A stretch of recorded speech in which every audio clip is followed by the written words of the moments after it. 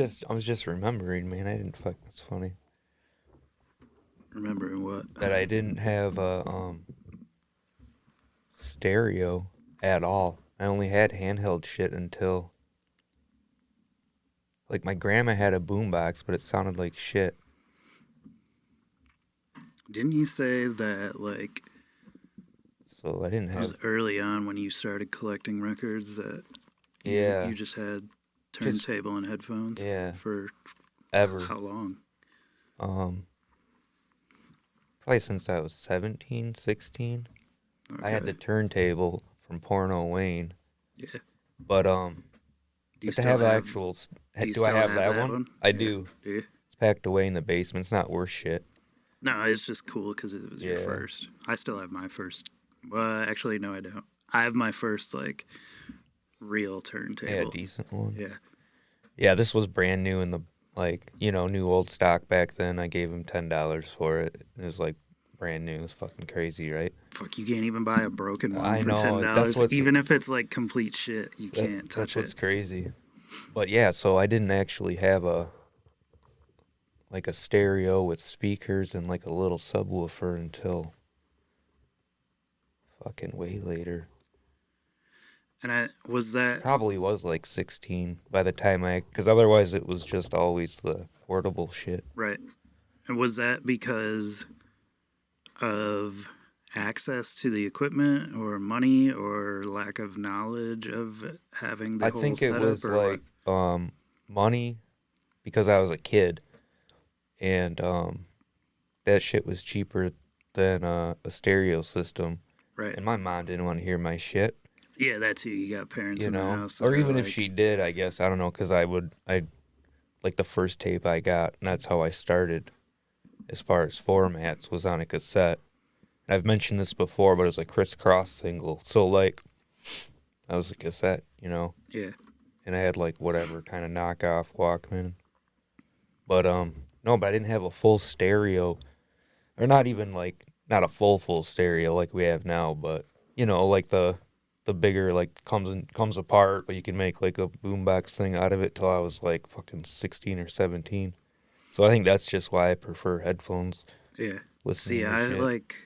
I like started the reverse. Reverse way? Yeah, Yeah. so when I was a kid, my stepdad, around when I was like 9 or 10ish, he worked for a garbage company, and then excuse me, he also there's a DJ company here still called GT Sounds. He started that with Tim LaFlesh, the other dude that runs it. Yep, yep. Um, so between that, like being a garbage man, he would find shit all the time. So he'd bring home speakers Yeah, and that's sick. stereos and whatever. So I would just find bits and pieces. You'd get a stack that sometimes nothing worked, sometimes everything worked, sometimes one speaker worked. I Yeah, just it's just random. Frankenstein stuff. Like Yeah. I would build like a little tower of power, and I had the glass case that had the little magnet, like you push and it pops Yeah. out I or still whatever. have one of Do those. yeah. It's like but it's big. It's odd. Yeah, I had that. And the first stereo that I really remember setting up was a Fisher. And it was one of those ones that was like a combo unit that had like CD player up top, cassette deck. It had an Was equalizer. it all And one unit yeah, though? like all one Yep. thing. And then you could plug in speakers and whatnot to the back of it. Yep. So I took that and I would just start, it had the speakers that came with it, and then you get another pair and you plug them into there, and then I just kept like upgrading, Yeah, and that's ever cool. since then that's what I've done with stereo equipment is upgrade from what I had, or either sell stuff that I no longer wanted to buy other things, trade, Yeah, yeah. whatever it is. And then I didn't get into headphones like till down the road, like Yeah, it's way later totally the down. other way. But it's the same thing with fucking Nintendo. Like my mom told me that shit would fuck up the TV and I'm like 10, 12 years old. Like, wait a minute, that shit doesn't make sense anymore, mom. Come on, Yeah, you know what I mean? So I'd like have like a the Game Boy, you know what I mean, instead of whatever else. she said gaming would fuck up the TV. No, like she just said whatever she could because she's like, I'm not shelling I'm not out buying it. Yeah, like 250 yeah, bucks when I make $3 an hour. right. And No, I get it's that. funny though. I mean, it worked. But I get again, that that's with the now. whole headphones and then I'm on my own little world type of thing. Yeah. But And it depends. headphones is cool for like, so like now the issue that I run into a lot of times is like my kid or my girlfriend's always home. So I can, but it's got to be within reason. I can't like crank my stereo up like crazy. Um, Not that either of them care, but just out of respect Well, of like they're trying to watch TV in the other room and all you hear is fucking, 7 speakers blaring. what pisses me off though in that, and it's selfish, but like if I'm trying to listen to a record and I got my stereo cranked, and then I'm like, hey, like I'm like, oh, dude, what the fuck? Like I gotta start over again. Yeah, you got That's to go back another to, another reason for the yeah. headphones. I'm like that even if it's not a record. Like if you're in the car and you're Oh, playing for a sure, song and for sure. somebody's talking through like your whole favorite part of the Yeah, like, song, I'll dude, restart that bitch. yep, Like, I'm yep. like, shut the fuck up. I'm trying to listen to It used this. to really suck when it was the radio. I Yeah, you can't can't go get back back. to it. Yeah. You're trying to call in, like get home, like Yeah, yeah, that shit's calling the crazy. request line and shit. But yeah, and then Discmans, and then but my first like stereo was like that Oniac or whatever the fuck. Onkyo? And yeah, one of those receivers, and then just some Sony shit. Serwin Vegas. And I packed all that shit into a little car and drove it home. Serwin Vegas seem to be, I don't know if this is like this everywhere, but Mm-hmm. here, and I've heard it's because Young's was selling them. Like they had like a deal with Serwin Vega Yeah. and I think Denon maybe for like stereo or for amplifiers and receivers and shit. But I know Serwin Vegas for sure. Like they sold the shit out of them here because a lot of people here rant and rave about Serwin Yeah. Vegas, and I think that they were good at one point in time for what they were for like loud blasting garage speakers and whatever.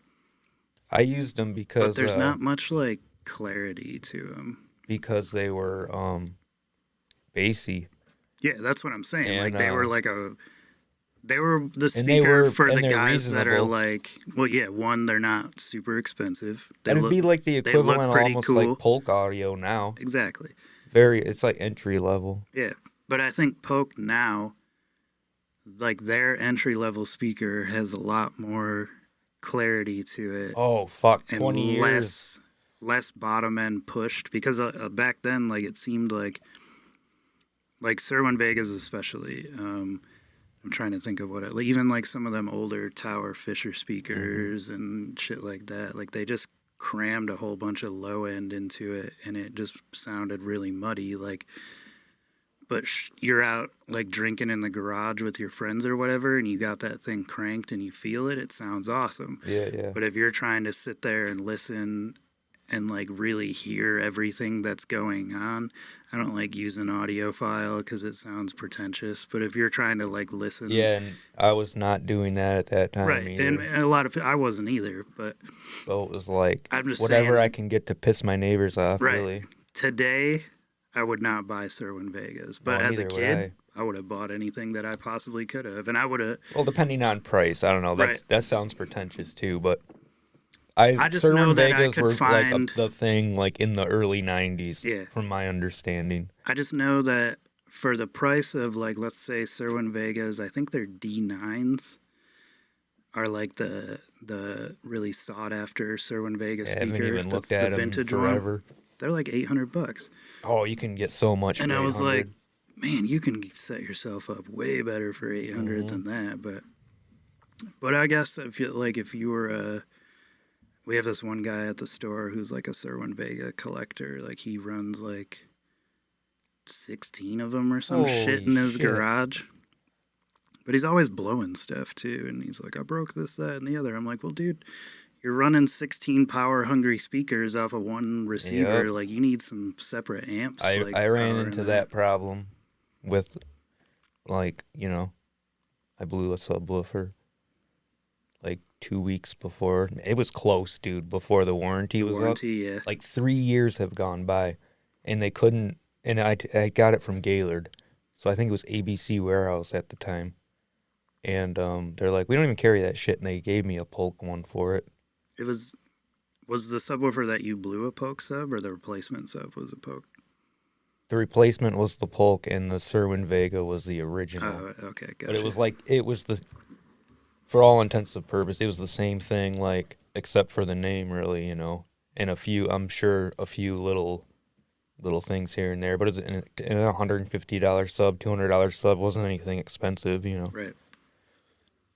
But yeah, building that shit up's fun, dude. Oh, I agree. I love piecing together stereos and stuff. Even now, like I got random stereos throughout my house, When like I was three of cleaning them. my with that dumpster and shit, I found like some shit I forgot about. I was like, I got a Sansui quadraphonics stereo just chilling, and it Just hanging works. out in the The basement. radio doesn't work, but the fucking everything else works. And then I thought I sold my little Marantz. I think it's a 1060 or 1030, whatever. It's a little like 28 watt. I'm like, oh shit, he was in a tote. Like I thought I fucking traded that off or whatever. But I Is don't it know. just a little like 2 channel thing, or Yeah, was it a headphone amp? it's just a little 2 channel guy. They're pretty common Marantz fucking like Yeah. entry point into that collecting that shit. Yeah, not everything that says Marantz on it is $1 million. $1 million or top of the line But I even. I do like that little amp. Yeah. It pushes fucking shit pretty well. Well, But plus if anyway, it's not like big and clunky, right, you that's can just kind of it. fit it on like a desk or something, Yeah, it's a like a little smaller small one. one. Yeah. And so right now for stereo, you run Outlaw amp and ELAC speakers, right? Yeah, Yeah. yeah. And you just run 2 channel. You don't. Yep. Do you have subwoofers? Nope. No, I couldn't remember. And there's a couple of reasons for that: money, room, and I know once I get them, I'm not gonna be able to go back. Yeah, So I it's just that's why it's like yeah. I can't do it. And it makes sense. Like wait until you can, because well the thing is like you start with one and it's cool and whatever, but then when you can't really go back at all is when you have Yeah. two. Once you have two, and it makes the bass feel less localized in a certain area in the room. Like if you got one like in the front and back of your room or left and right of your room or whatever, it fills everything up that much better. I can just And then when imagine, you dude. hear it with one again, Oh, it it sounds just all feels fucked up. lacking. Yeah, I believe it. I've listened to obviously subwoofers and shit, but I think Kirchhoff only has one sub, if I remember right. probably. It's that one right by his kitchen But see, then entryway. that's another thing is he's again running all kinds of surround whatever, Yeah, he and runs. it's like you almost have to have the right format to run that shit. I think eight.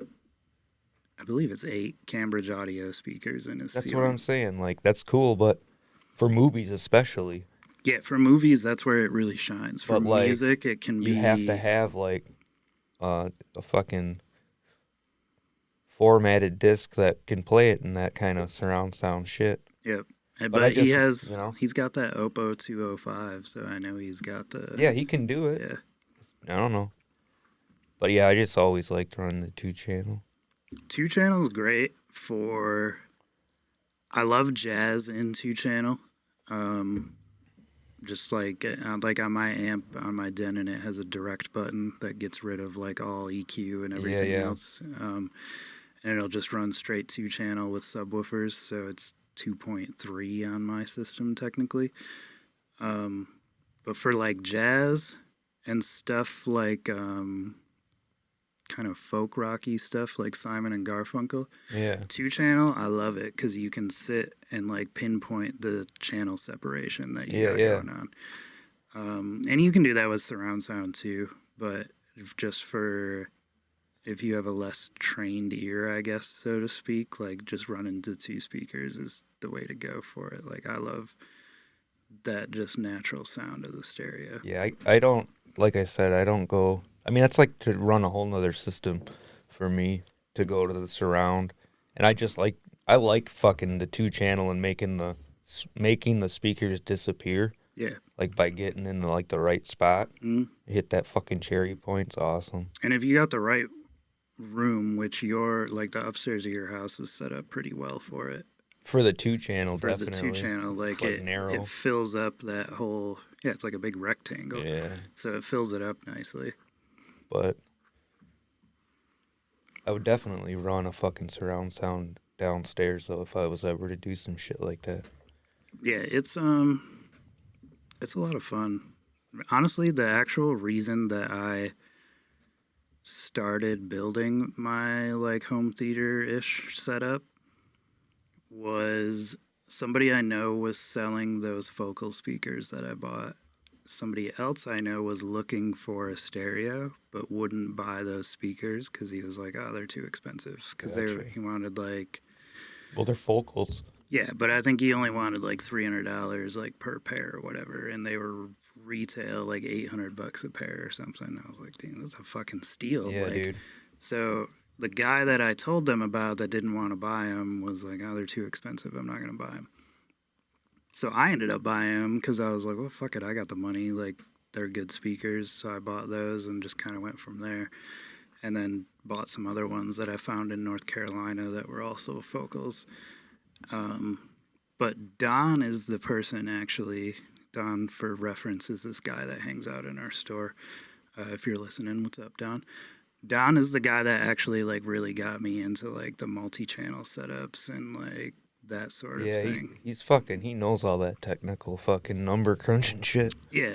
And then once I started like sort of making that, because I had a 5-1 setup with my Polk and Pioneer system.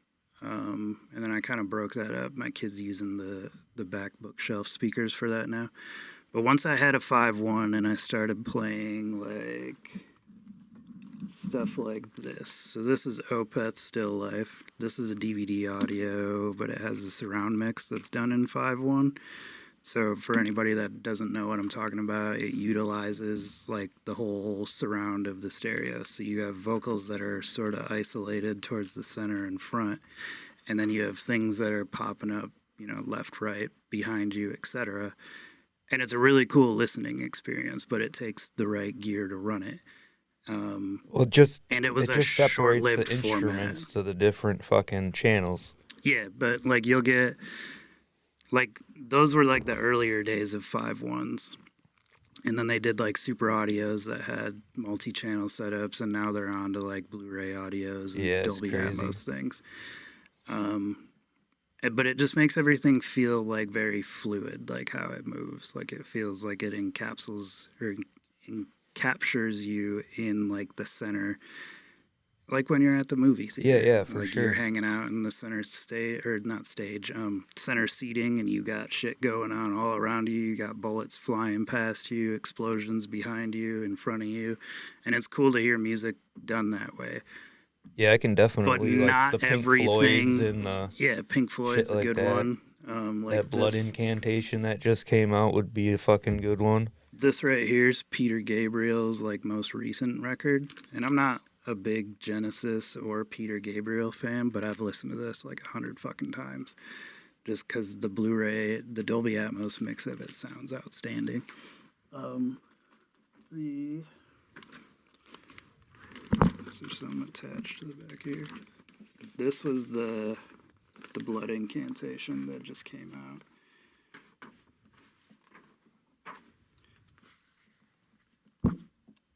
This had like the, try to do this without fucking dropping everything. But this had the three CDs and the Blu-ray in there, and this is done in a 5-1 and a Dolby Atmos mix.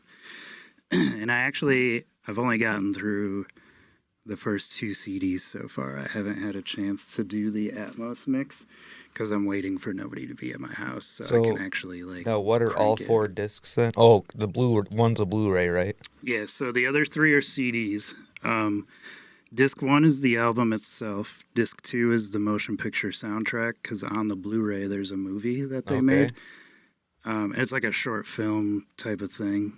And you remember like last year they had that Luminescent Bridge single? Yeah. That was just the 2 songs on the record.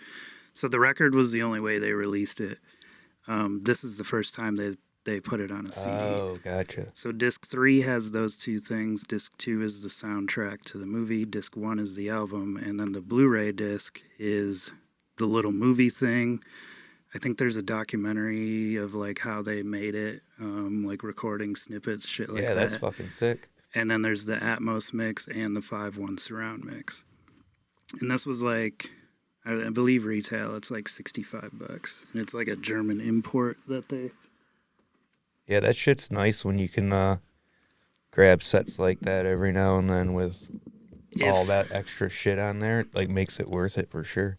yeah, especially like those guys, like they're, to me, like the most innovative metal band out right now as far as pushing boundaries that nobody else has really gone into for metal. There's a flute on there, and I'm not against it, you know. I know, normally I hate flutes. I'm like Like, Jethro Tull here. Oh, well, yeah, maybe not. but like how many bands can you say are collaborating, at least in metal, are collaborating with Tangerine Dream Yeah, and it's like weird. bringing in like snippets of Yes and Pink Floyd and King Crimson and stuff like that. Like it's not very common, and especially for those guys, like they have. We've talked about this a million times, but their side projects and everything they've done is fucking Yeah, phenomenal. they're just Like amazing fucking musicians. I don't know what's in the water in Colorado that makes them do what they do, but their talent is wild. Like it blows me away. Locking themselves up somewhere, just playing fucking tunes. Yeah, I think it's just like one. I feel like they're sort of like how you and I are. Like they have appreciations for so many different kinds of Yeah, they music just want that to smash it all in there. yeah, they want influences brought in all together. But I could definitely hear like Eddie Van Halen solos in there too. Like the fucking finger tapping, but real slow. yeah, As compared to like, you know, like Children of Bodom. Like they almost took it back to where it's not all about how fast you go, you know what I mean? It's like how the tone is and shit. It's very interesting fucking like death metal record, if you will, you know what I'm saying? yeah. I was surprised for sure. I had I had high expectations, but not because the last one, Time Wave Zero, was that all ambient record, which was cool. But I almost feel like it should have been like a side project. But then again, they have like 5 fucking Right, side right. projects, so they're probably like, we're not starting a whole nother band. But it was cool. But I'm glad they sort of blended that element with the metal element and like met back in the middle now Yeah, for it's this this record. definitely the type of like we're talking headphones or versus fucking speakers. Like for me, this is a headphone album. Like Yeah, because you can close your eyes, you want to pick fucking out the nuances yeah. and everything. Yeah, But I could also see how it would be fucking badass to do an album like that in like the fucking Atmos and surround because there's so much going on. You know yeah, what I it's mean? almost like a movie setting. Right, Like it right. really, if more bands would release Atmos recordings in a physical format, because most do it on Apple Music at this point. I'm not going to get into all the details of that because I could do a whole nother episode on that. But Yeah, and digital fucking. yeah, um, most artists do have it done now for digital streaming, but a lot of times, and this has happened with super audio CDs, it's happened with DSD, DVD audios, it's happened with multi channel, everything. They end up putting out the same exact shit every time. It's always Steely Dan, it's Pink Floyd, it's Alan Parsons, it's Bob Dylan, Joni Mitchell. Yeah, it is like basically the It's fucking the Laurel yeah, Canyon and yeah. a couple of extras. I It's don't the know. mobile fidelity run Right, of for sure. titles. That's what I was just thinking is you So could to grab a MoFi see catalog and there you go. exactly. So to see like Blood Incantation, to see Mastodon, to see like all these newer era. I wish Tool would do it. Like really, they would benefit so much from it. And they But haven't? no, it That's amazes me strange. that they haven't because their Fear Inoculum record that they came out with a few years ago Yeah, would be I outstanding thought on there. honestly, if you asked me, I would have thought they did that. You But would think because it fits their music, if yeah, the you know. fucking thing But had a screen on the case. I Like, know, what the I fuck? know. It's not in like surround. Weird. No, it's not, and it should be Danny because it Carey would would be sound great. fucking sick. Yeah. But if Anyway, more artists would do that physically, I would buy less records because currently that is like my favorite format to listen to. It is the most fun to me. Like I have this this is Soft Cell Nonstop Erotic Cabaret. This is a Atmos recording as well. And they're not like too expensive in most cases. I mean, it's just a Blu-ray disc. I think this was $25, I believe, or that's what I paid for it. At least I don't know if it was more or less, but I only have that on a used vinyl. I have the record too, but I bought that just because there's a lot of cool shit in that record. I just wish more artists would do that. Like, these are a couple older ones. Like, this is the 9 Inch Nails Downward Spiral. This has the Super Audio multi-channel on it on the double disc. This is the deluxe edition. If anybody has heard this, I don't know how anybody could listen to another version of it, because this is like, you know how like you get that one album, like well, He's Kind of Blue, for an example. There's like the definitive edition that's how this is it for 9 Inch Nails. And I've never heard the record, but I don't need to. Like, there's just no way. Oh, like Downward Spiral? Yeah, there's just no way it sounds better than that. The only 9 Inch Nails album, I take that back. I have an EP too, on wax. But everything else is, and the first one, Pretty Hate Machine, but everything else is on CD as well. See, to me, it just sounds better. That sounds better on CD. I think it's just that's how it's designed. Yeah, right. Yeah. Like, there's always that argument of analog versus digital, and most people will be like, "Oh, digital sucks." Like, everything, it does if you do it incorrectly. See, I think it's But if you can do at this time, if you know what you're it's doing, just as good. Oh yeah, for sure, it's better, to be honest with you. In some cases, it depends on the music, though. Oh yeah, exactly. Because you can't just say that it's a lot of gray area. Oh yeah, for sure. That's a lot of back and forth, but there's more possibilities in digital, which can be harmful though, because the benefit to vinyl and records is there are limitations. So you can only work within this certain frequency range. You can only work within this time limit, instead of having this huge disc that you can pack 20 gigs worth of shit on. Well, have you noticed as you got older, like, I really noticed this now, where I didn't so much before, like, obviously, all the skits and all the hip-hop, right? And there's like 20-some fucking tracks. You're like, oh, man, this is sick. But then it's like, there's really only 9 or 10 tracks on there. Yeah, and the rest are skits. Wu-Tang was good for that. I mean, like, there's so many. There's a big list of that, did that shit. Which was the thing. Only Built for Cuban Links had quite a bit of skits on there. But it was almost like every other song.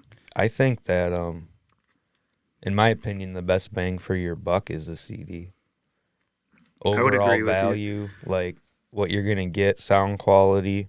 Yeah, because so for vinyl itself, versus a record, it's gonna. Now everybody has always heard like, oh, vinyl sounds better than CD, and it does in the right cases. However, it costs substantially more to get that sound out of a record that you're really wanting to hear, that's being the benefactor for the better argument. Mm-hmm.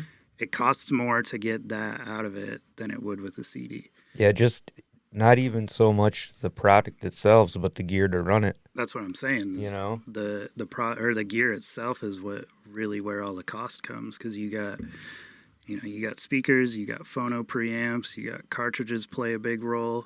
If not, probably the biggest role, to be honest with you, because that's what's picking up all the source material. But then again, source material is another thing that you can argue on every format, you know? Because it's like the CDs when the loudness wars were going on, and they were compressing everything. That sucked. And that was where CDs got their bad rap from, was the loudness wars. But I have a fucking old Black Sabbath CD from the fucking mid-'80s. That shit sounds sick. Yeah. It's like, and it's a digital transfer from the fucking analog tapes, and they did it right then, And that's how today, there are very few records that are actually made in an analog fashion. I know... It's so much cheaper, dude, to do it digitally. Do it on a computer. And to find that working equipment is fucking like pulling teeth. I mean, you got to have the right amount of money, space, connections, everything. I Which know, makes it like, all the more cool when yeah, somebody does do this shit on like tape. Jack White still does analog, but he may record to tape, but I bet you it's digitally transferred to the record when it's cut. I would agree that probably is. And if it's not, I bet you it is. It'd be so much cheaper to do it that way, I think. Yeah, because you can still on a hype sticker say sourced from the original analog because tapes. it is. Because like Mobile Fidelity got caught doing that shit where they were, they always put, I got a MoFi CD right here. This is a Super Audio CD. They always put that original master recording thing up top. And that was like a sales gimmick, I think. And it worked for a long time, but eventually they got debunked as using digital masters. And I almost fucking, like, everybody was bitching about that, but there is no fucking where on that thing that it says, like, it's sourced from the best available. Mm-hmm. Always has. So, like, the people got all fucking butthurt about it. Yeah, and you have to think some of those tapes, like, I'll use Kinda Blue again for an example. Like, that came out in 1959 and has been redone since then at least once a year in some format. Yeah. Oh, I'm sure. In some way or whether another. it's, whatever format it would be, I bet. Yeah, so those original source tapes are honestly, like, shitty by now. Well, if they even exist. I think what they do is they copy Columbia them. had those fires that destroyed like a shitload of stuff. Oh, that sucks. But I think they copied them. Like they take. You'd have to look this in the Blue Note thing, but I think they're all copies of the originals, and then they're clones on tape of like exact copies. Yep. You know I know. what I mean? So I think the Blue Beatles Note did that a lot too. Yep. Blue Note, I know, does, like Kevin Gray that does coherent audio, the way they cut. I've watched the videos. They have the 10-inch tape reels on quarter-inch tape. Yep. Or no, I think it's half-inch tape. And they cut directly to the record. And, as the tape's playing, it's cutting the grooves, it's right? Cut right to acetate. Then they make the master play and right, go on to make the records and whatever. And you can hear that because I've heard original Blue Note records. I have a couple, and if you compare them, like Speak No Evil, Wayne Shorter, like I've compared the original mono to the classic records repress that they did. Both sound outstanding, but to be honest with you, in a lot of cases, the classics and tone poets now almost sound better than the old ones because the technology's better, the cutting technology's better. Finding a clean copy of that old record is damn near impossible. Is like you're gonna pay $25, $30, $35, or 300, 300, whatever. Like, I sold Wayne Shorter Juju an original for $700. Yeah, that's insane. And then I just got a repopped classic copy for $30, and it sounds better. Because there's not as much surface noise and bullshit packed into it. It's interesting. And that's one thing that I love records, but surface noise bugs the shit out of me. It really, really irks me. Well, we're going to have to... And I try to do everything. We talked about doing a program. Oh, yeah, we're going to... That'll be a thing at some point. Yeah, we're going to show you how to get rid of that. Eliminate as much as possible, because it's not always...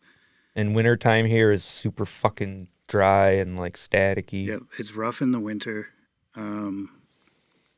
It just irks me though, and some people love surface noise because I've overheard in the store like, "Oh, they love the pops cracks, and the clicks, and the pops." And I'm remember, like, I mean, of course you do, but like, songs like old hip hop songs. I mean, they'd almost use the pops as in the scratches. Not even like not scratching, but like the surface noise as a part of the fucking. Yeah, because a lot of the times they weren't putting it out on a record, or they didn't think that the surface noise was going to double up. The Fuji's The Score is one that I can think of that cram-packed a lot of surface noise into there, just in the album itself. Yeah. So when you listen to the record, not only can you not get rid of the surface noise, but it's doubled up. Well, it's like, but then that's what makes that album sound like that too, though, I think. But it pisses me off when it's doubled up. like you got the surface noise that's recorded onto the album, Yeah. and then you have the surface noise Of of the the album. actual album. Yeah. And it makes it, that's why, like, in that particular case, like, that would be one that the CD, I bet, would be better than the record. Now, as for the record, I can just speak from my own opinion and experiences. That's like it's more real, like, ritualistic, I guess, you know? And it's like putting the record on and fucking, you know, doing a little duster and putting this on and that on, dropping the fucking Yeah. stylus on it, for sitting records, down, blah, blah, blah. it's a way more rewarding Right. experience. That's, Um, yeah, it's and you're it's more a lot involved. more fun. You're more involved in it. But it's like you got to set time aside for it. I've noticed like lately I've been I'd never used like the little earbuds because I don't know, fucking long time ago those things hurt. Now they make them like so fucking like comfy. Yeah, I wear those you don't even bitches notice that everywhere they're now. in. Yeah. Like at the grocery store, fucking people. There was like some shit going on. Like some dude was being a complete prick to the fucking clerk chick, and she's like waving me over, and I'm like, I'm just fucking. Yeah. Oh, what's going on? And this guy's like, yeah, fucking bitch, blah, blah, blah. I'm like, you settle fuck down, dude. And like, it was just weird. I'm like, oh, back to fucking my own little world, you know? It's interesting. Yeah. Another thing that, at least lately, has been rough for record collecting pricing is getting. Yeah, I they're mean, getting they're fucking outpricing themselves like quite a bit. I mean, $20, $25, $30 for a record is pretty standard. In most cases, it's fair, depending on what you're getting.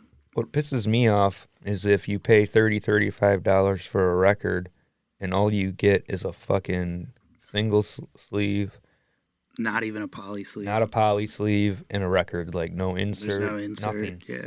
It's like, dude, really? Yeah, You can't and you fucking know that, throw something in that motherfucker Yep. for $30? and you know damn well they could have made it 20 to 25. Yeah. But yeah, like, but I've noticed with like the big artists now, like Taylor Swift, Post Malone, like Chappell Roan, Sabrina Carpenter. Yeah, all I'm the trying top to fucking all the pop Billie stars Eilish. and yeah. All of their records that come out now, double albums, $46. Wow. And it's simply because they know they can can sell get it off the name. There's no reason for it. There's nothing else added that's extra. They did that Chappell Roan album. I can't think of the name of it. The Rise and Fall of a Midwest Princess, I think. Is what Oh, the name yeah, of it's it got that, like, fugly looking kind of beat up chick on the cover, Yeah. sort of. So, in the last 6 weeks, I've sold 40 of those. God dang. Probably. Maybe not. Maybe 30, but still, like. That's cool. But they did a 1-year anniversary repressing, which, for one, nobody ever does that, really. There's no reason for it. Cash grabs. And then, so the record itself was between like 35, 40, depending on where you bought it. The 1-year anniversary that they did was the same exact record. I think they might have done it colored. I think it was orange. And then they added this like green slipcase over the top of the record that had like matinee, like theater drape type of thing. And it like captured her face or whatever in there, $60. Yeah, for the little fucking window. For a slipcase. Yeah. On a 1-year anniversary of a record that there's probably still thousands and thousands of copies of the first one out there. I know there is because I've been ordering them every fucking week for dude. like it's like 2 months. Adele, all of her records are like that. Even like Lana Del Rey, a lot of hers are like, there's certain ones, man, they're like $10 all day long as a record, you know, on Discogs, $10, $15, no problem. Yeah, so Adele, especially Adele's 30. Was it 500,000 that they did? It was 5, was just, right? Yeah, they really fucking overshot they overdid it. And I mean, she's a huge artist, but still, like 500,000 copies is a lot of copies. I think it's funny when I see like something that's like limited 10,000. I'm like, what? That's not limited. No, limited to me was it's like 1,000, 2,000 at best. And I would say after you like pass $3 that, $3,000 and under is pretty limited. But yeah, especially depending on who it is. yeah, Because the let's artist. say like you got some relatively unknown artist, $3,000 is a lot of Oh, fucking yeah. records. They'd be down more in the Yeah, it 500s type of depends thing. definitely who is putting it out. Like if Taylor Swift put out $3,000, Yeah, that'd be that'd like be people be shooting crazy each other for limited. it. Yeah, Yeah. that would be. But I Damn, I couldn't even imagine do you trying to think get that some of it's those. like gonna? Because I think it's gonna hurt the. It's almost like they're doing themselves in the long run. You know what I'm saying? Like there is so many fucking copies of these artists that like it's gotta pop at some time where they're just like how like with the Taylor Swifts, like I think the it vinyl, not the already. music, but like No, I know what you're saying. you know The the physical product. collectability Yeah. and like it's like, dude, you guys are fucking Well, what I would say is probably going to happen, because just speaking through watching companies be greedy, is they're just going to press it as many possible times as they can in every other fashion that they can until nobody buys it. yeah. I would agree. And it doesn't It matter if sucks. they, because I mean, look at the Beatles, look at Pink Floyd, look at Fleetwood Mac. You could put the Beatles on this fucking water bottle cap and somebody would buy it. Oh, definitely, dude. Um, and same with Pink Floyd. But then I guess, You could put that prism on anything and it'll fucking but in sell. It that doesn't sense, we're matter. almost talking. Those are like logos now and Yeah, trademarks they're and fucking brands at this right. point. So it's like But I think like to Taylor separate it Swift from will like the become band. a brand Oh, eventually already if is she's most not already. definitely. Yeah. But as far as like the peak goes, I think we've already like gotten there. I Yeah. think we're kind of I think we're on the. I not think we're even on the not down. like falling, but like definitely like going a little Yeah, it's down a from where dip. it was, because It's not a bad thing. there's no, it's not. I think it'll, I think it'll at be good least I for the. hope, I think it'll be good for collectors because it'll drive the prices down a Yep. little bit. And I think it'll be better for the smaller artists to get their shit on wax too. Yeah, absolutely. Because there's, no matter what, there's always going to be record collectors. No matter what, there's always going to be physical media Yeah. collectors. There's always gonna be a fucking Whether they collect tapes, Beanie Baby collectors. CDs. Remember those? Yeah, there still is, I'm sure, Oh, that's somewhere. crazy. But there's always going to be a market for it. But it won't be like a everybody and their brother is picking this up type of thing. Right, right. But when Yeah, I it still comes to find like it. Taylor Oh, Swift sorry. and shit, it's, I don't know, man. She can sell anything. Like I made money off her, dude. you Like could make Taylor Swift that's spaghetti crazy. and sell it probably. Taylor Swift toast. I don't know. Like anything. I was gonna ask though, like, so for you, Mm-hmm. what is your? It's records, right? Preferred Like format for collecting. for collecting, yeah. Okay. For listening, vinyl. But again, I'll stream the fuck out of a lot of shit because, I mean, it's hard to. Well, sometimes it might be something that either hasn't been done or the price of it is outrageous. And that's there too. And I do have some shit on a few things, like like you do too, where you have like the trifecta, where you have a vinyl copy, a CD copy, tape copy, or whatever.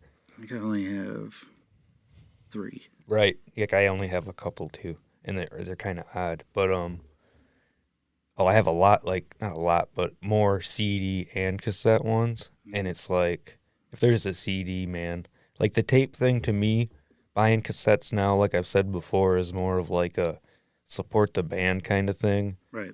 Because some bands, that's the only way they're doing shit right now. Right. And I get it. It's cheaper. It's quicker. But when they put out a CD too, yeah, it I is always so go for the noticeable. CD. Like it is so noticeably better, dude. I mean, I don't know how. Even better than like unless you have like some really good, like I know Apple Music apparently is really good, Yeah, they are. but I use Spotify and So it Spotify is depends. still MP3s, Right. the way So they stream. the CD sounds like it just sounds a lot more clear and crisp than Spotify, so I'll go for that.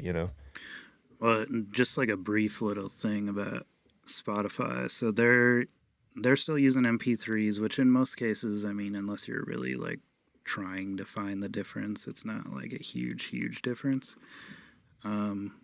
It's usually got to be stuff that you're like really familiar with hearing, that you've heard a bunch of times Yeah. to know where to pick out the differences. But I've done like side by side like decibel readings of Spotify versus Apple Music on the same thing. And this isn't always like a surefire sign of a better recording. It could mean worse in some Oh, you're cases. just going by loudness? But just the decibel readings for Apple Music are like 6 to 8 decibels higher on the same volume, same song, same Yeah, pieces, everything's everything. the same. That's fucking crazy. But it would make sense because, fuck, man, MP3, they just compress everything as small as they can. Yeah, and it works great for ease of access, for Storage. streaming in most cases. I mean, I get why they do it, but at the same time, every other streaming platform that there is, at least that I know of, Amazon Music, Google Music's dead now. I think they shut down. Tidal, Apple Music. I had Tidal, but I believe it was overpriced in their fucking It is. lossless audio or whatever it was.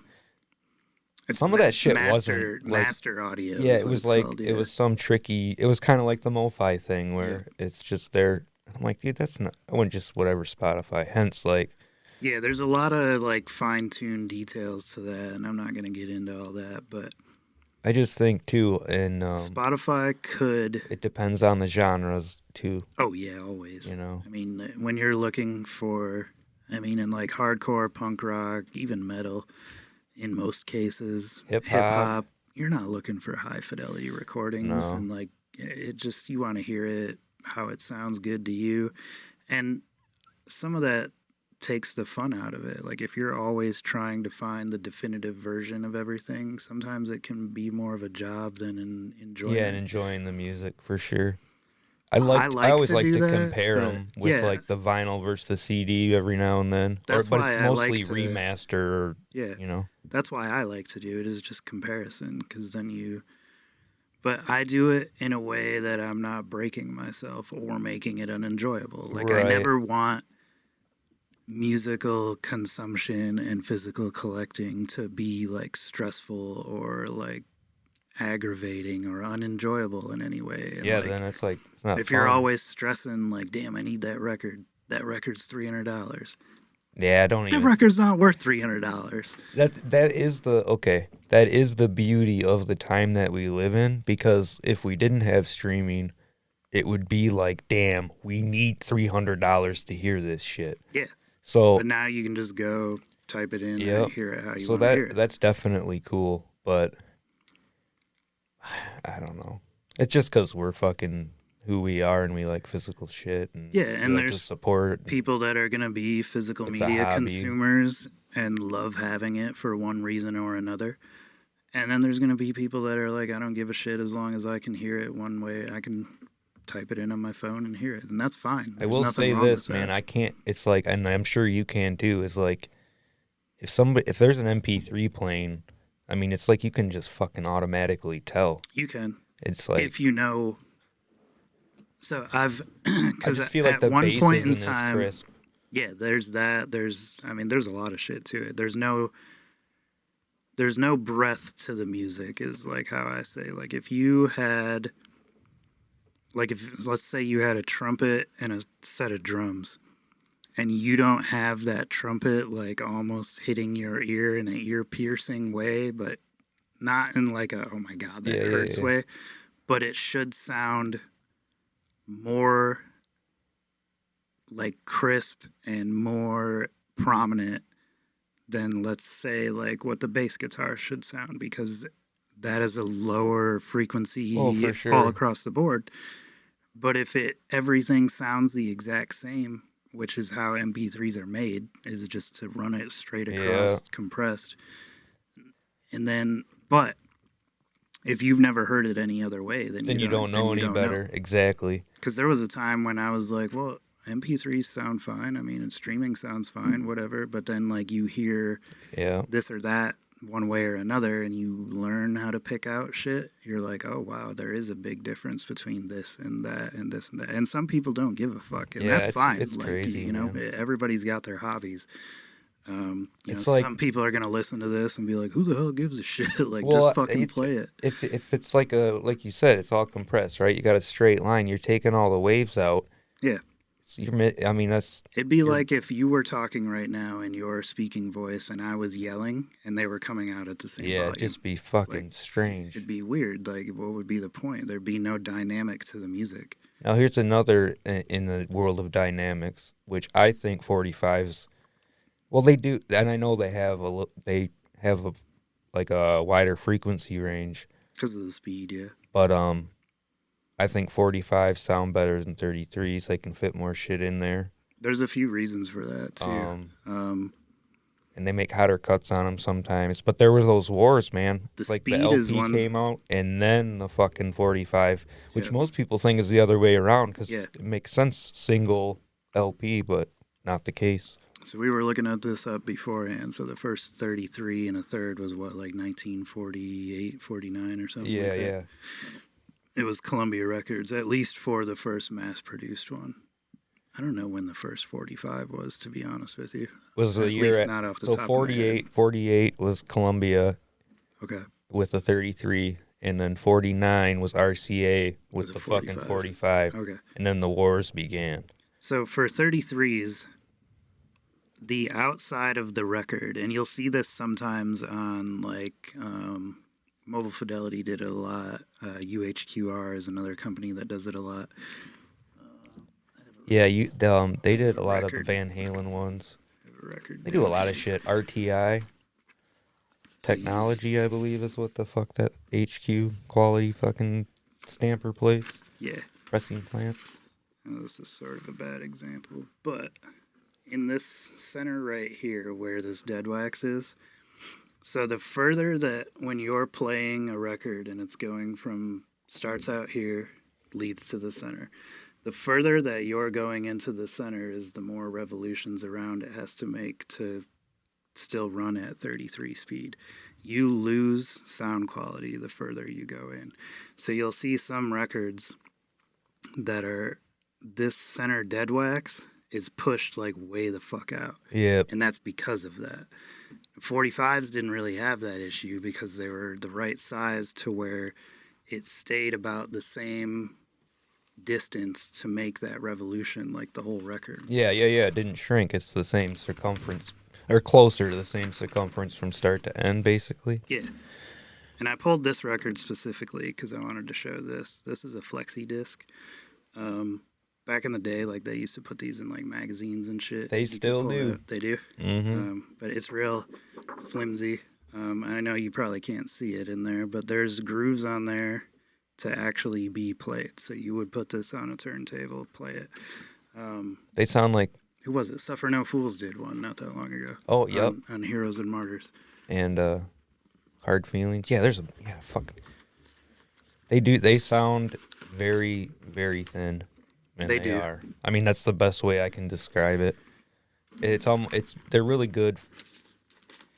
Like when magazines used to come out, and they used to put mixed CDs in. Well, before the mixed CD, they'd put in those fucking flexis, and you'd get like, 2, 3, 4 songs on there from whoever they were interviewing. Yeah. But you could only really, get a couple plays out of it, and it was like pretty Yeah, fucked. because they're so thin that it degrades so quickly. I brought in a handful of 45s. There's that Pharaoh Monk one, I believe Tribe I Called have. Quest, Scenario, EPMD, Strictly Business, and then Pharaoh Monch's Simon Says remix. But you can see on, and I'm just doing this for anybody listening that's like, what the hell's a 45? I feel like most people probably know, but you never know. But you can see like where the grooves are that end right about here. And it keeps the same distance of that revolution is what I was talking about. Well, nowadays they do some fucked up shit because there's 7 inches that are at 33. It throws me off every fucking time. And I hate when they don't mark them. Sometimes if they don't mark them, it might be in the dead wax, but yeah, like this one, like punk rock, hardcore, metal, like singles and shit. Man, they're real bad about that. Oh, I know. You just gotta guess. That says 45. Oh, there you go. Because it'll be like some says crazy 45. metal, and it'll be like This one says. But yeah. And you're like, I know, oh, and then you don't know. Sometimes you're like, oh, damn, that's fucking sick. that's pretty badass. It's just and like you're heavy like, as fuck. fucking doom metal band, and then Yep. you're like, Wait a minute. and then, but if your ear gets used to it for a second, and then you hear it at 33, it almost sounds wrong. Yeah, dude. Because you're like, I've done that with a bunch of shit. Is this how this is supposed to be, or? I can't think of, I'm trying to remember what I did that with last, because it's straight up what happened.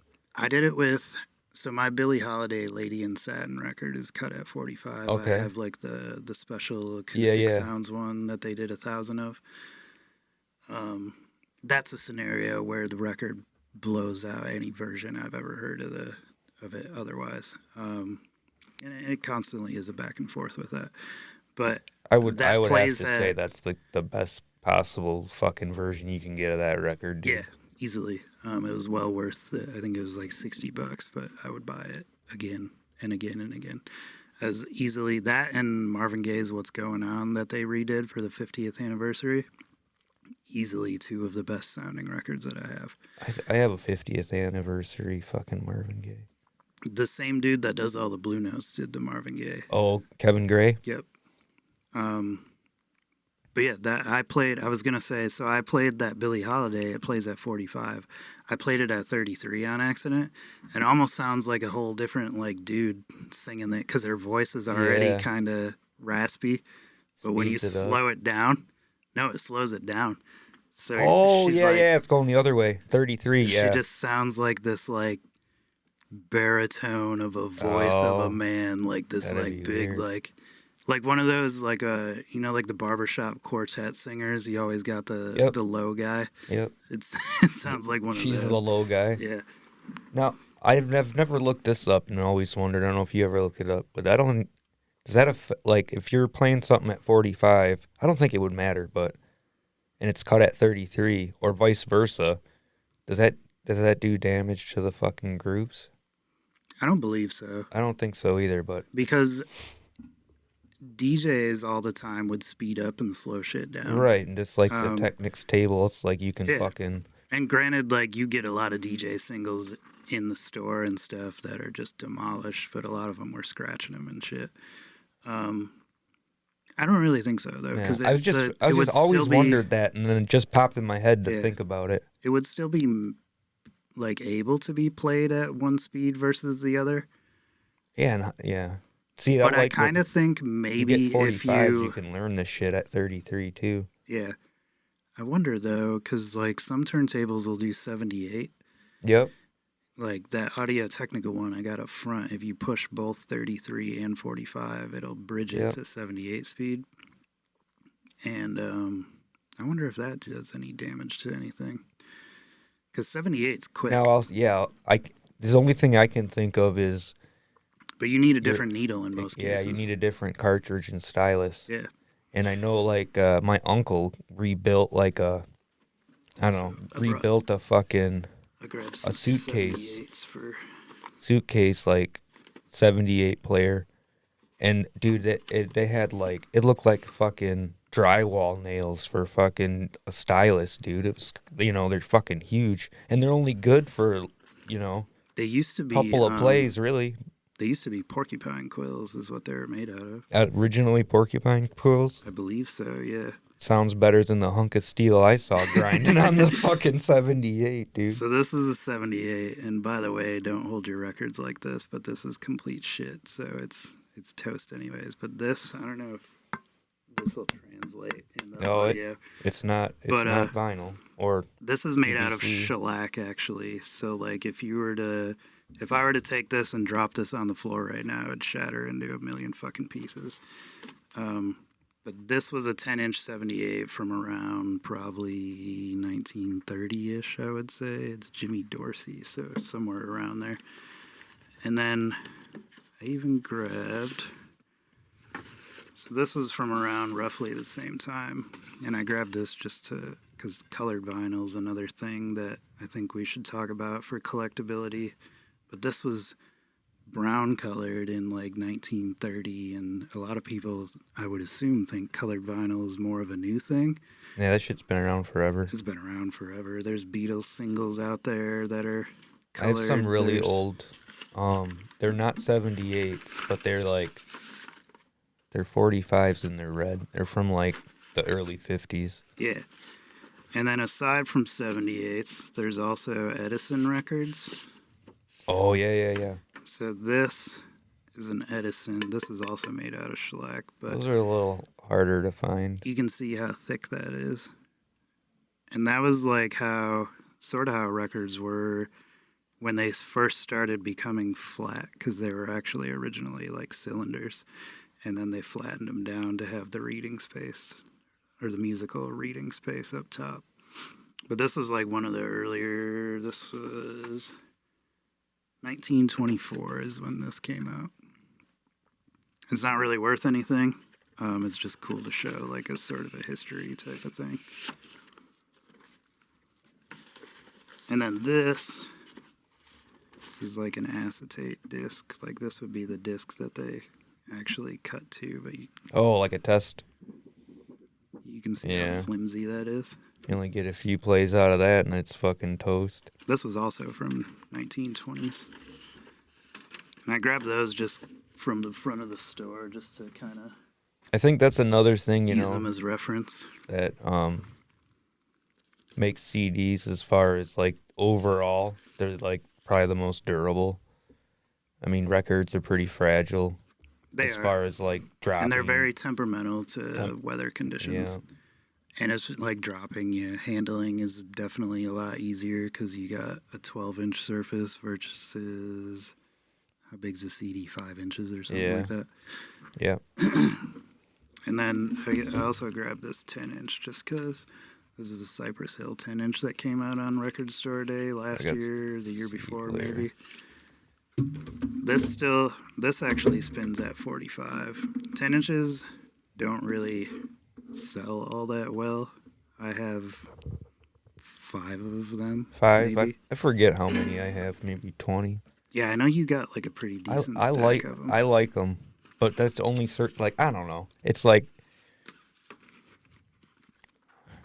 one of those things, I guess, if it's like a certain record. Like I have What's Going On as a 10-inch. So do I. You know? But that's not even the album. It's like outtakes and extras or something. Yeah, it's just like 4 different remixes or some shit like that. I haven't listened to it in a long time. Yeah. And the 50th anniversary edition that I have has those on it, I believe. I have Blood for Blood, Living in Exile. And that's the only way it came out, though, is on 10-inch, isn't it? I think, well, yeah. And I think there was a Ramallah album that only came out on 10-inch, and one that only came out on 7-inch. Earth Movers' first album only came out on 10-inch and CD. See, like 7 inches were like the go-to for like punk and hardcore bands, and we've obviously talked about that 100 times over interviews and whatever. But I'm a sucker for 7-inch like picture discs and stuff, or not picture disc, picture sleeves. Yeah, dude, I like and even the if you little don't, ones. even if you don't have any picture on it, like if that's the only way I can get your demo or a couple songs or whatever, like. 45s are cool to me. I don't play them a ton because it's a constant swap in, swap out. Like, I like that Technics turntable for it because it's real quick and easy to swap speeds. Like, you and I both have the project table, and that's got sort of a slow startup speed, so it's annoying to play 45s on. Yeah, it's because it's got to crank itself, and I love just having the. Yeah, like the Technics, you can just... Has a motor, so it's got just a motor, boom. You're already there. Like, as soon as you push the button, you're there in a second, versus waiting for a wind-up speed to kind of happen. But I do... There's so much good music in those genres that put out... They just put out a 7-inch, and it's like... That's the cheapest way to put it out at the time. And, like... And nowadays, with all the bands... People being from 5 different fucking states... and just going online, hooking up with each other, they can put that shit out like that. Yeah. It's like super groups. It's pretty cool. Yeah, and like, I mean, Motown was notorious for singles. Stax Records was. that was just like how it was It's like easier to singles sold distribute. more than, and then I wouldn't have, And they didn't really still do, change till to the be late honest with you. 60s. Yeah, it went back. Singles now, it's all fucking digital singles. Yeah, because like you get an artist that's coming out with a new And the album, shit moves so quick. I mean, fuck, man. and they come out with the singles first, which is kind of how it's always been. And you got to promote your record. I get that. That's how you do it. I mean, but not everybody wants more than just the singles. They're just like, I like those couple songs. Never heard the Yeah, whole yeah. record. I'm like, well, if you like the couple songs, wouldn't you want to hear to see if the rest of them are good? But What I thought was crazy is I was watching a YouTube thing the other day, and out of like the top 400 downloaded artists on Spotify, only four out of 400, only 3 of them are bands that were created in the 2010s. yeah, I That's think fucking so crazy to me, dude. it is crazy, but I think that has a lot to do with the record labels that own the bands or Oh yeah, own the rights and to the own all band or the whatever. fucking music. Yep. Yeah, because like I've thought about this in terms of movies too. Like there's, you have your Johnny Depps and Denzels and big platinum like A-list actors, actresses, etc. And it works that way with movies and music. Like you have, let's say Warner Brothers did your movie, you're gonna have way more reach than if like fucking Grindhouse did your movie.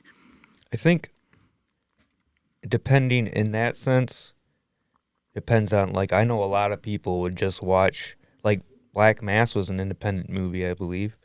It had Johnny Johnny Depp Depp in movie? it. Yeah. Yeah, I mean there's It's like independent directors, but I'm it's saying like if you had, we'll use Top Floor Tapes as an example. Okay. Like, what up, Jimmy? Top Floor Tapes versus Columbia Records or something. well, yeah, that's like, fucking you're gonna have David and Goliath and shit. right, yeah, exactly. But I just needed an extreme for one Okay. versus the other. Columbia Records is gonna have the promotion budget. They're gonna have the reach. They're gonna have the connections, everything to distribute that to where, and then they're gonna have the finesse to have radio stations playing that shit. Well, for sure. And that's been that way since the beginning of record labels. I just think in films, it's the actors and the actresses who are in the movies are what sells the movie now. Yeah. And I think at this point they're probably mostly and it has to be because there's no self-contracted. fucking new stories. Yeah, they're not making any It's like, movies here, that haven't been and done. think Really. of all the people that are fucking superheroes. Like, they're just like, oh, I gotta make a buck now. It's fucking crazy. Yeah. Yeah, that does seem to be the cop out for like, oh, I'm gonna be the new Green Lantern. I don't know. Oh, okay. Ryan Reynolds There already there are a bad few enough job. movies out there that are like, worth checking out. But I just mean, like, I think that the actor or the actress sells the movie more so than the plot. production company Oh, yeah. or the Yeah. distributor. Yeah, But I think again, then it's like now we're in the streaming thing too, so that kind of fucks it all up. I think it depends. And But everybody obviously has there's a their own circumstance to one way or the other, but like, you can be so customizable now. yeah. You know what I mean? It's really crazy. So you could just be like, I'm into this, this, this, and this, and if you're not into it, then I'm not hanging out with you. Where you have to make a lot of compromise back in the day, and now it's like, I don't know. It's strange time. Yeah, and it is crazy, like what you said, only a handful past 2010. But I think that's because, like I said, record labels. I mean, they already ate up everybody that they wanted to eat up. Now, like everybody, if you're on a major label, like you're expendable to them one way or the other. Like they don't really give a fuck. Oh yeah, Like, I mean, I think that's just as soon as you stop making them money. I mean, that's been happening forever. Look at every band that's happened to. Like, as soon as you stop making them money, they kind of kick you to the side or whatever. And then, let's say you owe them a record under contract, they pump out some piece of shit and give it to you. Like, how many Kiss albums were that way, and Van Halen records, independent fucking labels that I can think of where that has happened. Like Victory Records for one. Made like, oh, you're locked in. Like, really, dude? I just think that's kind of fucked, but it is. And that guy sold all the shit. And didn't he sell it to Sony or something? something like that. One of the big motherfuckers. One of Sony's like many Yeah, sublets. yeah, they don't even need it. But speaking of Sony, since I have it in my hand, and I forgot to mention the old mini disc. Oh, I thought you were gonna hold up the Walkman. No, but this is technically a Walkman, a real Walkman, a mini disc Walkman. Is there a mini disc in there? Yeah, I'll pop it out. Because I feel like there's a good chunk of people that are like, what the fuck's a mini disc? So this is a mini disc. Can you see the disc in? Yeah. Yeah. So it's a 3-inch CD essentially. And it's recordable, rewritable. The sound quality is fucking awesome. It's almost like a fancy floppy disk. Pretty much, but it's like the case is just like the transport. You know what I mean? Like still a CD in there, and then yeah, because there was this little guy. Can you see it? Slides one way or another? Yep. There was actually a lot of CDs that came out in the mini disc format without the casing. Like that, because I remember seeing 3-inch CDs, and if you look at a lot of CD players that have a disc tray that come out, when you look in the center of it, you'll see an indentation for what is a smaller circle. That was for mini discs. I do have, now that I think about it, fucking bring them. I have a couple. Do you have any CDs that look like 7 inches, where they're like they put grooves on them?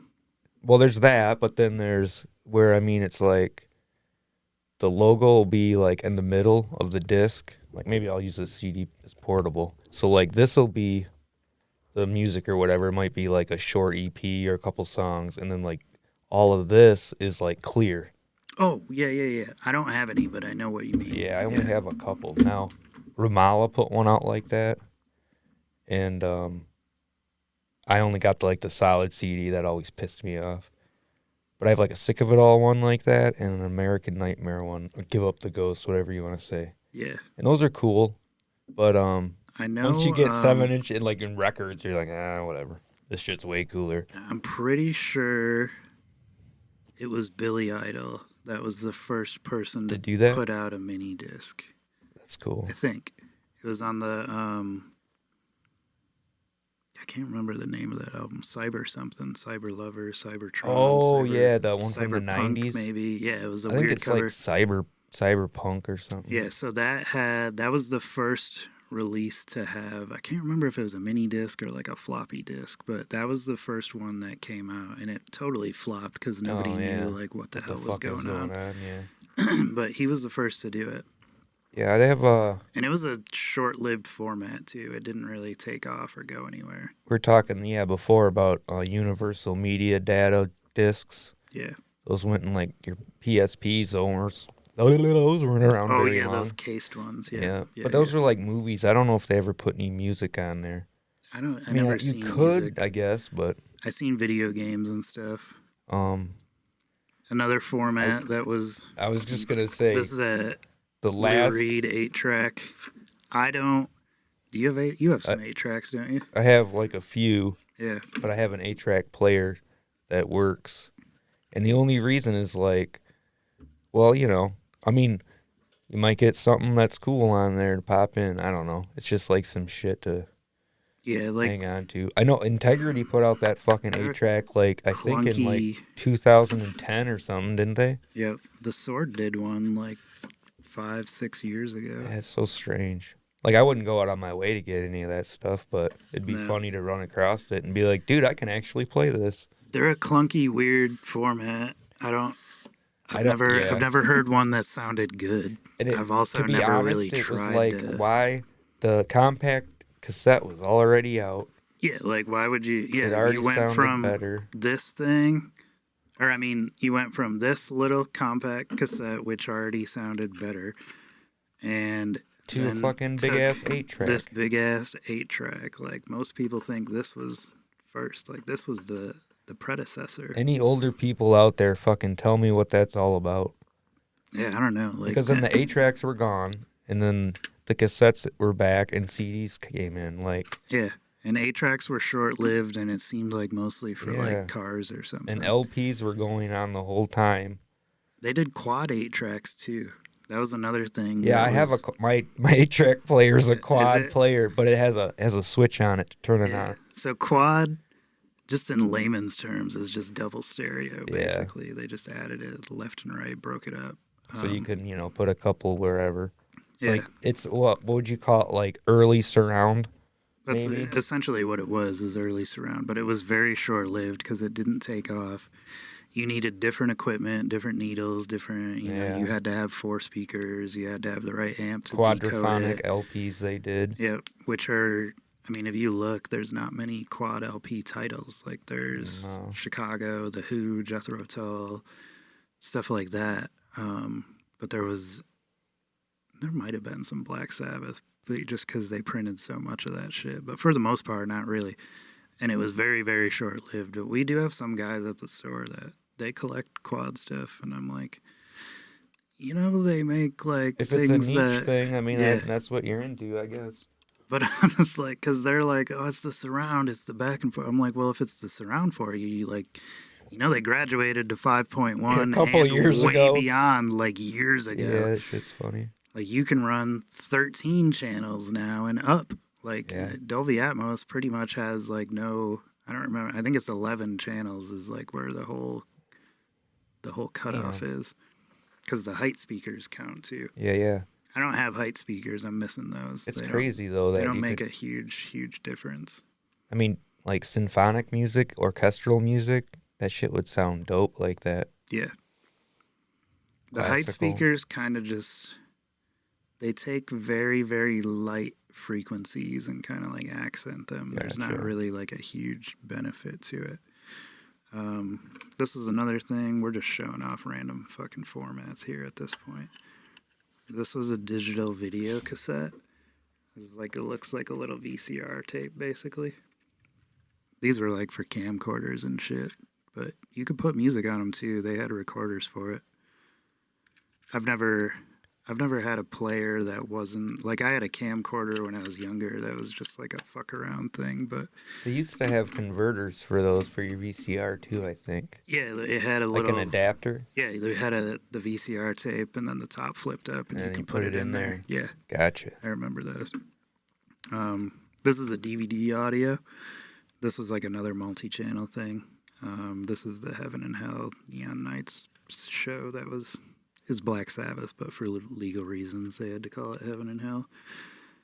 The DVD audios a lot of times came in these cases to be like in the early days, and that was kind of how you could decipher whether or not it was a CD or a DVD audio, but not always. Sometimes they just came in a regular ass case and you wouldn't know until you got it. Those I do not have any of. I have a few of these. But like super audio CDs, for anybody that doesn't know, like you need a special player for them. Unless they're a hybrid super audio, then you can play it in a standard player, but they needed certain decoders within the player to actually bring out all the music out of there. And I will say it does make a difference. The super audio versus like a regular CD is pretty phenomenal, the difference. But like the only ones I've heard are major, like pretty big bands. I have like Miles Davis. I have. This is a super audio CD, Run DMC's Raising Oh Hell. yeah, Raising Hell. And this was really cool because they don't do hip hop in this fashion, No, never. like barely ever. But it was a cool idea to do it with Run DMC. I mean, they had Aerosmith on here, obviously. Pixies one that sounds really good. Actually, the band songs from the Big Pink, that sounds really, really good. Like I won't even, like you were saying before, I won't even listen to the fucking record. I'll just pop that in. Yeah, there's like, and we were talking 9 Inch Nails. I'm like, Yeah. that with Pretty Hate Machine, like that original copy of the CD. Nothing wrong with it whatsoever. I've heard the record, and you're like, damn, this is lacking. It sounds like not mastered right. I will agree. Because they got to condense it to like. Yeah, they must have just put whatever the fuck on there. Bass is troublesome for records because the grooves take up such a high surface area. Yeah. But now, I don't know all the science behind this or how they do it now, but for hip hop especially, like I've heard some crazy bass Coming out of albums now that. Now I think it's the when they only cut way them at that they- 45. Yeah, but it has to be digitally done. There's no way they're doing Oh that yeah, analog. yeah. And but think, yeah, why would you do? I mean, you're talking thousands of dollars in tape and all Yeah. that kind of shit. Like, it just makes sense to do it And you got to digitally. cut, splice, Oh repair yeah, tape, add it. Whereas like digital, you can just grab a section, put it here. This take like sounds better. Czarface. Think of like having to do that analog, dude. Yeah. I don't even. I mean, dude, they'd And be like putting an some album people, out once every 10 fucking years. You know, it'd take forever to yeah. cut that shit up. And some people like it might take them 20 takes to get a good Yeah, takedown. for sure. Like that blood incantation, for example, when you're reading in the booklet, it says drums were recorded to tape, which was surprising because usually drums is what really takes the most takes to get it right. And then the rest was all recorded to digital. I don't know what their specific reasoning was for that, or Yeah, that's it doesn't interesting say, to look but into. I thought that was really interesting. But yeah, some artists just can't do it in one take. And I mean, should say most artists and most labels or studios won't let you do it in one take because they want at least like, a handful to Oh, work you can do with. better. You can do Yeah. better. And then they'll chop it all up and shit and put the. But think of Yeah. all the things that have been done in one take Oh, that are like phenomenal. Like Snoop Dogg, I was listening to an interview with him yesterday yeah, or the day yeah. before, and they were talking about like some of the doggy style shit was just mic takes, like checks that they were doing in the He's just studio. fucking He was just around. fucking around and then came out. And then he was like, all right, like I'm ready to, start writing. And Dre was like, that's done. Like that's it right Next. there. Next. Like Yeah, that's one take crazy. done. That's cool. But that doesn't happen very often. That's a rare thing. And it's almost like it's a happy accident. Like Yeah, you gotta have the definitely. right producer that's willing to be like, that is the version that we're going to use. Because I know if I were a record producer, like that would be my downfall. Because I'm like, well, I feel like you could add a little of this or a little of that or a little like. Yeah. I would constantly be wanting to like find the perfect thing. But I guess you you only know what the perfect thing is in that moment where you're like it feels right to you. Yeah, I would dude. imagine. I think it just, to me, producing a piece of music that's not yours would be incredibly difficult. Oh yeah, for sure. I Because if they're also like, if this doesn't work out, it's your fault. yeah. I don't know. And I could see what you mean by, yeah, I want you to do that 30 fucking times, please. Thank you. Yeah, and then the artist is like, Jesus Christ, I'm Yeah, tired you of doing fucking it. asshole. So I brought in a reel-to-reel tape too, and this is it was blank. I recorded some. So this has an original 6i Miles Davis recording on it, and also original John Coltrane Blue Train from the records. I do have a reel-to-reel at home that is fully functioning that I use not very often, but it is a lot of fun when you get to it. This is a 7-inch reel. They make them in 3 inches. They make them in 10 inches, and I believe they make them up to 12 inches as well with I the know right they make size some tape. big ones. Yeah, the big ones are 10s. I don't have any 10s because they need certain hubs and adapters to play them. Makes sense. And this is like 1/4-inch tape. The Yeah. 10s use like Half half-inch inch. or more, 3/8. 3/4. Three-quarter. Well, 3/8 would be smaller, but Well, yeah, 3/8 is under half, but yeah, they use a thicker, wider tape. But as far as like sound goes, like reel-to-reel tape versus like let's say cassette tape, it's a world of difference in sound. And that has to do a lot with just the tape in general. I was gonna the say that's a lot speed, to do with the quality of yeah, the the tape. speed that it's played at. But I will say that this is probably one of the most inconvenient formats to have, because one, you got to know how to wind it up in whatever machine you're using, which they're all kind of different. So like this side right here is one album, but there's 90 minutes on that side, and most albums at that time weren't 90 minutes.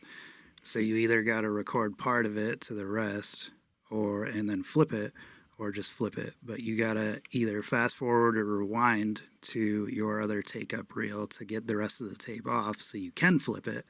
So it's never like a easy just pull off, pop back Yeah. in thing. Like it's always like A whole chore. it's a whole chore, but it's so cool to like sit there and watch a reel to reel be playing. Like I have a hard time finding company reel to reels. We got a couple, but there's stuff that I really wouldn't like. I had a few, I had a Janis Joplin, little, 5-inch reels. Yeah. That was about in the Cosmic Blues. That would have been the coolest one I had, but I didn't have a player or anything. Yeah. Yeah, I got my player, like, on a sweet deal, like, a while ago. And then this is Maxell UD90 tape. They make it in UD180, which the number is the amount of time that's on the tape. This tape reel alone, blank, now, I believe is $40 just to get Just to one. get a blank tape? This, specific one. Oh, gotcha. Because this Maxell Gold was, like, not the best, but, like, top 5 for, like, recording reel-to-reel tape. And I have, like, 10 of these. I managed to score, like, a good chunk of them a while ago. A couple of them I have sealed, actually. I haven't used them for anything yet. I'm waiting to find something, like, really, really cool that I want to record to them. Yeah, before popping them open. Yeah. But, I mean, they're temperamental. Like we were talking how records are fragile. Like, these have to be stored in the correct fashion as well. Like, on the inside of here, I have silica gel packet. There's a plastic thing around the tape reel and around the actual, like, case for it itself. But if you get too humid, too hot, tape's exposed too long, it crinkles, it disintegrates, it breaks, it snaps.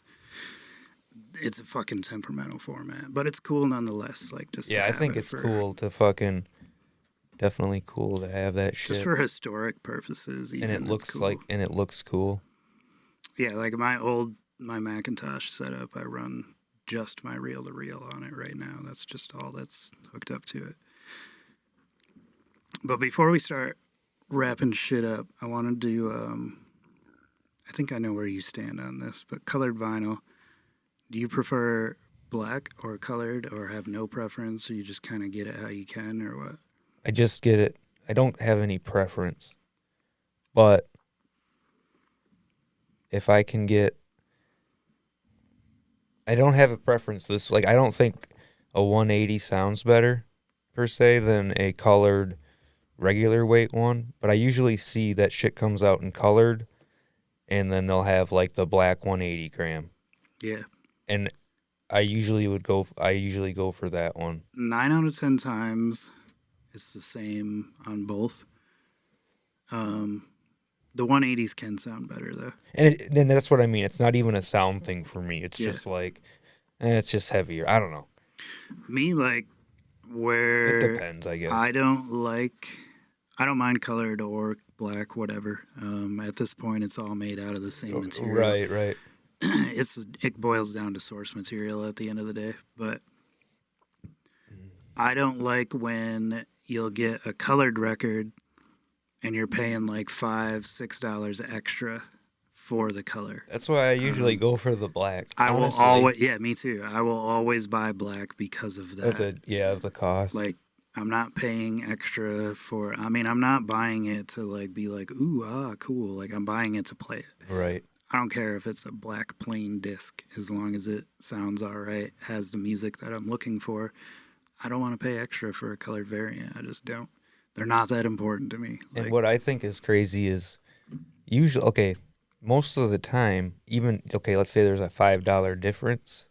It's like, as soon as that shit drops, and if it's an album that everybody seems to want, those fucking colored ones go through the roof, and there's, like we said, there isn't any difference. Yeah, I mean, and it's like it's a marketing trick, dude. We talked about this in an episode once before. Like, they're gonna... Like, remember when Death re-released all their shit, and we were like, fuck yeah, and then, like, they did it immediately after, and we're like, dicks. And then they did it again. And again. Oh, here we go. And now they released them, like, all, like, what's that, reflective material, Mylar or whatever. Yeah. Those were cool. They like Relapse cool, does? Yeah. But I remember when they first did them, it was like, I want to say it was like 2020 or something, somewhere around. Yeah, when they did the pinwheels? Yeah, they did the pinwheels. Sick, dude. I love that shit. And I had a ton of them in the store because, like, I needed all of them. You needed all of them. Like, Ramblin' Ron. There was a bunch of people buying them up. Because to me, I was like, oh shit, Yeah. like you don't see these. No, Like and I didn't think they were I gonna don't know repop that them. they're gonna do them again. 6 months down the road, there's another run of them. 6 months down the road again, there's another run. I hate that trick too. Is they're like, we won't. It'll be like, we're never gonna do this run again, and it's on whatever color. In this fashion. Right, and Yeah. then like they'll just change the color, and you're like, or they'll put a OB strip on it or something fucking gimmicky. Yeah, there's always, I don't know.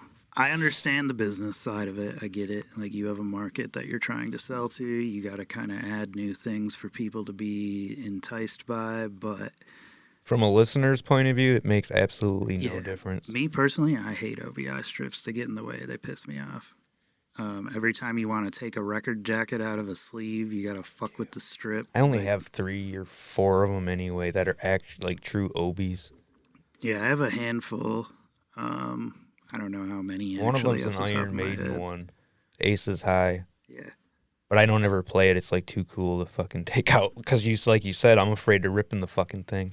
Yeah, what I do usually with them is sometimes they'll fit in the record jacket. I'll slide it in there just to get it out of the way, but they don't always. Like Vinyl Me Please puts them on there. I wish they wouldn't. I'm just like, Yeah. I get it from a cataloging perspective because they're all the same fashion. They on the do. I have to spines. put the record in and then like And then jimmy the slide fucking. the thing in. Yeah, that's what I'm saying. It's annoying. Very. So a lot of those I'll just fold out flat and slide it in the back. Yeah, that makes sense actually, especially if you're gonna listen to it, often. Yeah. Fuck yeah, man. But I would say my preferred way of listening would be vinyl. But the best, if I'm gonna right now today, if you're gonna be like, you got fucking $20, are you gonna buy 3-4 CDs or this one record? Mm. I'm gonna buy the CDs to, unless it's Unless it's a record that you're really looking for. right, or like it's jazz. I think should be listened to more so on like It vinyl. does feel weird to listen to jazz on a CD. I will But when say it's on that. super audio, in my mind, I can justify it. Yeah. Is that weird? I don't know. Maybe because it's just the paper sleeves and it's all fancy and shit. But Yeah, but I have I have some like jazz CDs that are, I wouldn't say like high quality, but they're of good sources. yeah, And they sound good. It just feels, I don't know, it feels less authentic because maybe it's because that's how that was put out originally. Like in the 50s and Yeah. 60s when they were cutting these albums, they were all records. Like there was no CDs. They weren't putting it on cassette tapes. well, yeah, really. it's like you want the monos if you don't want like that electronically Yeah. altered stereo shit that they did forever with like the beach. Well, they did it with everything. Yeah. But So there was a time like when they were figuring out the kinks of stereo and like different types of mastering techniques and stuff. Like, and I think that's where the whole analog versus digital argument really stems from is around then because when they're working out the new technology, like obviously they're going to run into issues. oh, for sure. But in today's day and age, all those issues have been worked out fucking 20 years ago. Well, yeah, and now kind of with the whole, I just see this in like testing equipment and in stereo magazines and shit. Now the shit that they're comparing, it is so minute. Mhm. I mean, it's like. I mean, there comes a time Are when you gonna your hear it? Or you're that's not what I gonna was hear gonna it? say. There comes a time when your ears are only going to hear it. I Right, mean, you're you like- can only interpret to a certain frequency range. You're gonna end up paying for your dog to hear some shit that you can't. Yeah, You know what I mean? You're Like, paying for your dog to do one of these it's fucking. things. That's a good test.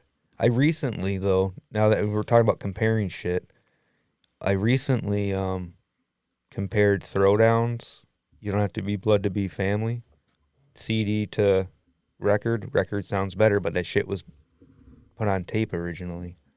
Yeah, I did that with one of my 'Cause trifectas. I didn't think that was gonna happen. I thought the CD was gonna sound better. Yeah, but it probably was compressed in part of the Loudness Wars thing, because that would have been 2000, the 2001. Loudness Wars were a little earlier, but still, it could have been same shit. I mean, that's how they were doing CDs at that time. But Right. Fuck. so, like, one of my trifectas is Immortal Sons of Northern Darkness. Oh, yeah, I right have on. the CD, I have the tape, and I have the record. CD wins that one every time. Oh, Oasis, Be Here Now, that's an odd one. The record sounds better. You have the record, tape, and CD of that? Yeah. It's such a random I one to know, have. isn't it? And Jane's Addiction. And that's because my old lady had the CD, so that worked out. And I grabbed the tape here. I was like, ooh, trifecta. But I Yeah. do like that record. But in that case, my CD sounds better than the record and the. But I think the record was, just kind of popped out. You know what I mean? Queen Latifah, All Hail the Queen, I have on all three. Oh, that's cool. To be honest, I don't really hear a huge difference between the three. See, hip hop, I don't think it's hard to tell. It depends on what it is. Like, the one thing that I notice most for hip hop when you hear something like The Roots or Diggable Planets or something like that was using live Like, instrumentation, I was going to say true bands, Yeah. it does, yeah. then you hear it. But for the most part, I mean, an 808's going to sound like an 808. Yeah, exactly. And you're bringing, stuff through an SP1200 or a Roland It's or whatever, already like getting whatever you are digitized. using, it's Yep. going to have that distinctive sound. But like we said earlier, I just wish more hip hop would have, and there would have been no way for them to know that like records were going to become Right. popular again. But I wish less surface noise was packed into interludes and stuff. Like I get the appeal of when a band does that because they're like, oh, it'll make it sound like it's on a record, but Now, aside it from fucks you in the long run. aside from like underground hip hoppers that really fucking take care of their shit, like when I was talking about like all you get's a record, hip hop is notorious for that. Like, Oh yeah, for sure. and one of the worst ones is, and I don't know if anybody noticed when I posted it, but the Tupac All Eyes on Me, right on the fucking cover says 2 compact discs. Mhm. Like, they didn't even try to fucking change the cover, dude. No, they So just funny. reinterpreted the same cover. Yeah, it's so funny. And they did that with, I think they did it with the Chronic too, I believe. Where it says digitally mastered Yep. or some shit on it. Doggy Style had it as well. Yeah, there was a handful of that shit It's that just. fucking funny. But like I said earlier, you can benefit from a digital master if it's done correctly. You just gotta have the right guy to know what the fuck he's doing and where to put what and how to do it to where it doesn't sound like a over compressed loud piece of shit. I mean, at the end of the day, it's like, as long as you're enjoying the music, that's fucking that cool. like in no way was I yeah, that's, none yeah, of- we're none of not this- trying to be fucking. we're not trying to like be pretentious assholes. I You mean, gotta mostly, listen like this or you're not listening. yeah, right? mostly this episode was to just talk about different formats of music. Like, if you collect tapes and that's how you love enjoying, listening to your shit, then Do more your power thing. to you. Like, I hope that brings you all the fucking joy in the world. Like, rock those tapes. CDs, if you play 8 tracks, I don't give a fuck. Like, as long as you're enjoying it, like, and it brings you happiness, that's I the got a whole, sealed that's the whole copy of point that this Lou shit. Reed at home, I think. Yeah, it's because we had fucking 50 Yeah, of them dude. here. Had to grab one. Some guy brought in a whole box of them sealed. so and weird. like years ago, we've still been giving them away since Random. then. But shit, man, that's about all I got on the wars. Yeah, I mean, we've like This is not my Walkman. This is easy shit to talk about, so we could. I think we've gone almost 2 hours here. So Really? Yeah, we could easily make this another hour. But I mean, this is what we do. Like, this was the whole thing. Of Yeah, I know, we Starting just the hang out. podcast, like, this is collecting music and talking formats. Yeah, and just shit looking is at what the we time now, and my fucking kid's probably like, do. Where you those at? corn nuts aren't really cutting it, man. Yeah, I'm hungry. But no, he hasn't said shit, so that's cool. But yeah, for anybody who's made it to the end of this, thanks for listening. We appreciate it as always. It's been a while since we did an episode with just the two of us, and I kind of wanted to get back to that a little bit. Yeah, 'cause definitely. We'll do more. Interviews are fun and all, but sometimes it kind of feels like you're having the same interview over and over again because Or you're asking the same you can only ask so many questions questions in the same vein, kind of. Yeah.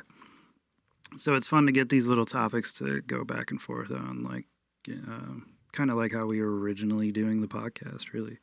But check us out on YouTube. Subscribe to that shit, man. We need to get subscribe to that subscribers. shit. Get to 1,000 and we'll fucking raffle off something cool. Oh, we raffle off cool shit all the time, anyways. Yeah, but I'm yeah, saying like maybe yeah. my virginity. Jeremy put it in a glass jar years ago. He's been waiting for this moment.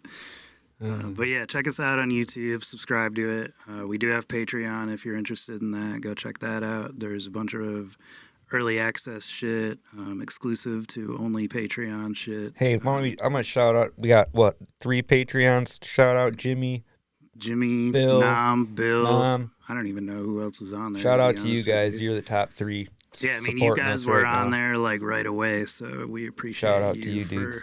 all you guys do, sharing our shit all the time. The dudes from Happy Casualties, they always share our shit constantly. Detroit Head Check, that podcast shares Everybody, our man, shit. out Like, there. yeah, we appreciate all you guys for, even if you're not tuning in weekly, just posting it, commenting in it, liking it, sharing it, everything helps. We'll be So here either we way, appreciate man. it. Yeah.